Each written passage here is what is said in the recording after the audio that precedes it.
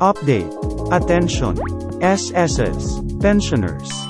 Magandang araw mga mahal naming SSS Pensioner. Last March 16, nakatanggap ang ating mga SSS Pensioners, second batch. Ito ay nasa regular date lamang at hindi ito napaaga. Pensioners na may date of contingency mula 16th to 31st of the month. Ang inyong pensyon ay matatanggap ngayong araw.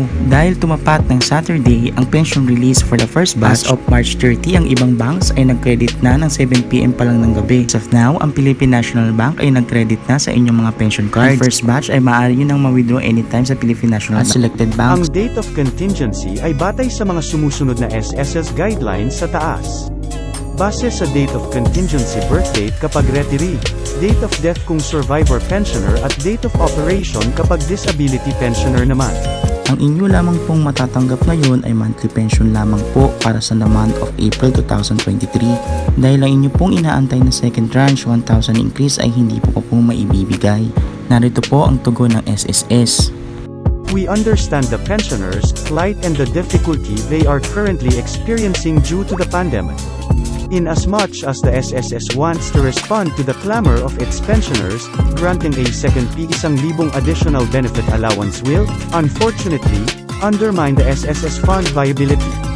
It can cripple our institution's ability to provide benefit payments to its members and pensioners in the future.